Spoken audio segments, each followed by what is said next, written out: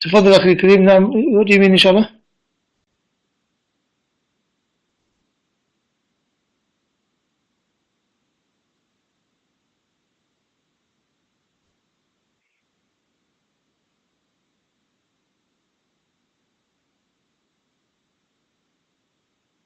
طيب بإذن الله. We'll talk about after the class إن شاء الله to discuss. Okay, إن شاء الله تعالى. It looks like next week the schedule is going to be as normal, inshallah.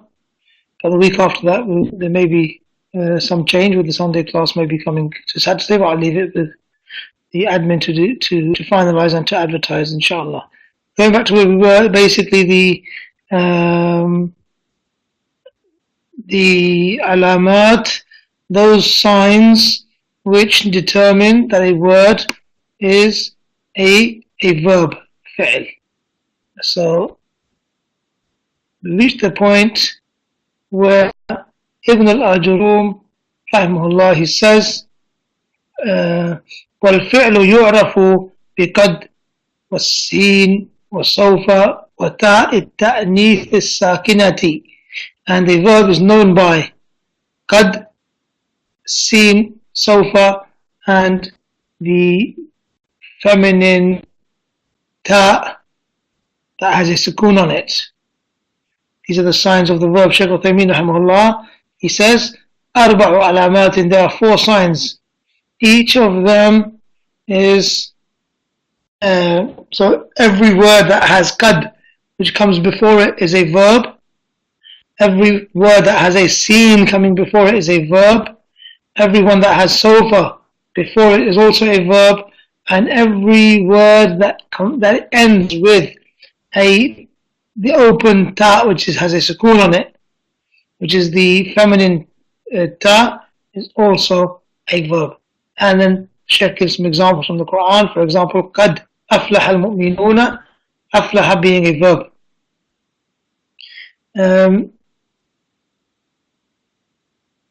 And قد يعلم ما أنتم عليه, and كلا سيعلمون in Surah Al-Naba, كلا سوف تعلمون in Surah Al-Takathur. Example that the Shaykh gave. So the Shaykh says that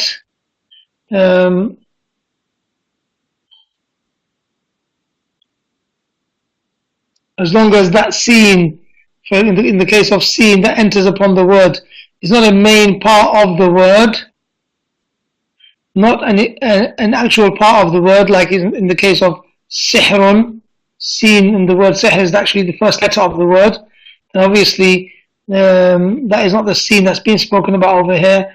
The scene is that which denotes the future tense, as in the case of يعلمون سيعلمون. So يعلمون is a verb, and the ya is the first letter of that verb, as the Shaykh mentions, the ya, so sin enters upon it.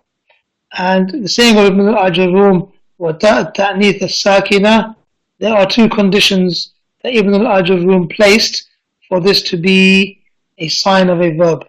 And Brother Muzammil asks the question, he sends a question, there are other verbs which don't have these signs. Just means that if one of these occur, then the word is definitely a verb. It doesn't mean that it always needs to be there. That seems to be the case, because it's quite possible that there are words which are known from context, but these are the definite. These are the unique signs. These are unique aspects of the language that when qad or the sin or sofa comes, then that determines that this definitely is a verb. So these are some of the signs that they gathered through al-istiqra', which is the extensive research and exposure to the language as a whole, and identifying patterns. This is what the scholars of the language did, and therefore they came up with these rules, these principles, which which they found are not broken. They're not broken, or the rules are not broken in the Arabic language. So with regards to ta'at ta'nith as-sakina, Shaykh Uthaimeen says that he placed two conditions. First, that it has to be ta'at ta'nith, it has to be the feminine ta', and the second one, that it has to be the one with the sukoon on it. So the Shaykh says, فَكُلُّ كَلِمَةٍ خُتِمَتْ بِتَاءِ التَّأْنِيثِ السَّاكِنَةِ فَهِيَ فِعْلٌ. Every word that has ta'nith as-sakina, the feminine ta that has a sukoon on it, is a verb.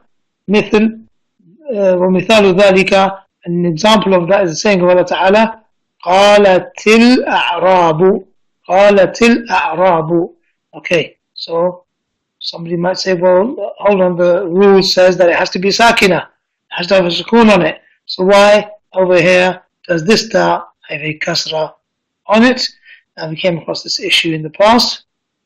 I think we'll make the text bigger, inshallah, for some of the people to be able to see clearer.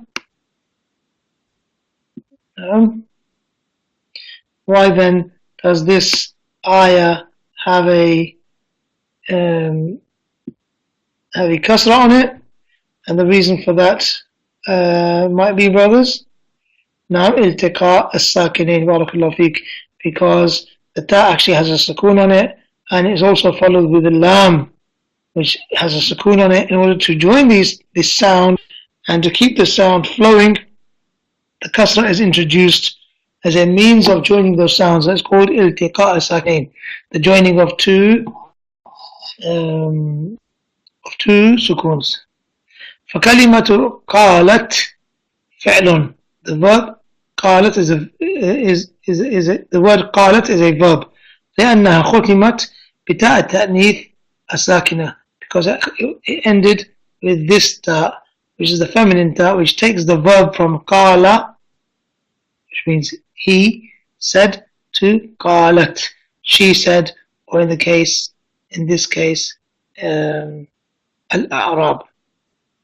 قال الله تعالى, and Allah Ta'ala says, وقالت عجوز عقيم, talking about the wife of Ibrahim, Allahu A'lam, is that she said this is a barren old woman. She said a barren old woman. قالت. So Shaykh says قالت, this is a verb because it ends with that same ta ta'nith as-sakina. Also in Surah Al-Qasas, فَهُنَّ يَا أَبَتِ اسْتَأْجِرْهُ. These are one of the two daughters of Shu'aib alayhi salam said to him about Musa alayhi salam to hire him because he was an honest man. قالت. Again, Shaykh says قالت is a verb because it ends with ta ta'nith. Then the Shaykh says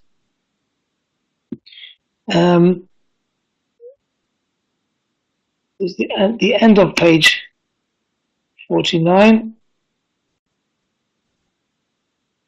For some reason I can't get to that particular part of the page.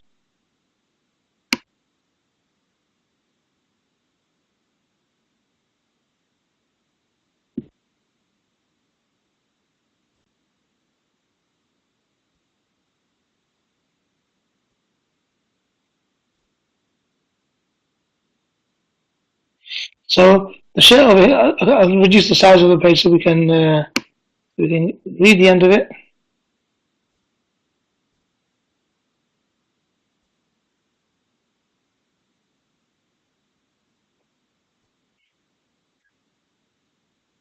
Oh, okay, طيب. So the Shaykh says فإن ختمت الكلمة بتاء لغير التأنيث. So if a word was ended with a ta, as for example baytun, which does not denote the feminine gender, then this is not there's not intended to be feminine. Rather, it is the main part of the word, like baytun. The ta of baytun, that ta is not of ta'neeth, it's actually a main part of the verb, of the word itself. And so that's not our discussion. And the saying of Ibn Aajrum, ta at-ta'nith as-sakina, this is because he intended to remove from the discussion the ta which is not sakina, which does not have a sukoon on it, which is also ta'nith. Ta ta'nith غير as-sakina. So for example, the ta marbuta which you find on many words, shajaratun, baqaratun, so هذه شجرة, that ta is ta'nith, but it's not sakina, has tanween on it. هذه بقرة, this is a cow. بقرة is mu'annath, the ta marbuta is ta ta'nith, but it is not sakina, it has dhammatan on it. So therefore this ta, the Shaykh says, is ta ta'nith, but it's not sakina, so shajaratun is not a verb, as also the case of baqaratun is not a verb. And the same goes for the saying of Allah Ta'ala, وَقَالَ هَذَا رَحْمَةٌ مِّن رَبِّي, and say that this is a mercy from my Lord. Rahmatun, it finishes with ta' ta'nith, but is there a sukoon on that ta' ta'nith? That ta marbuta, that round ta at the end of rahmatun, is there a sukoon on it? No, you can hear it clearly, it's being pronounced with two dhammas. So the fact that it's not sakina shows that it is not a verb, because the ta' ta'nith is not that one which is sakina in this case. And then the Shaykh says, أما فعل الأمر, and as for the imperative form, the fi'l al-amr, the verb which is used to perform a command, فله علامة, it has a sign, ولكنها علامة معنوية, and it is an abstract sign, وهي دلالته على الطلب, and it is the fact that this word indicates a request or a demand, مع قبوله يا المخاطبة, while it accepts the adding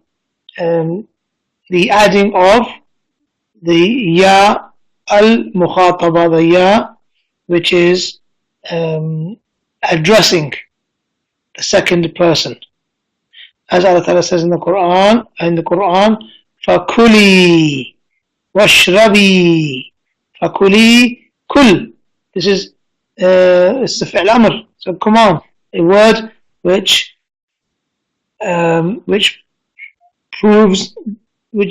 shows request or demand. It's a command, kul, eat, and that word kul accepts ya al-mukhataba, as in the ayah in Surah Maryam, faqi, so eat, O Maryam, washrabi, and drink, washrabi, so kul and washrab, ishrab, these are verbs. Okay, my brothers and sisters, we'll stop there. Bi'idhnillahi ta'ala, we will continue in the next class from that particular point and dwell more on this issue of the alama of the fi'l amr and some of its examples as the prayer has commenced in Jeddah. Wallahu a'lam, wa sallallahu wa sallam ala nabiyyina Muhammadin wa ala alihi wa sahbihi wa sallam. Assalamu alaikum wa rahmatullahi wa barakatuh.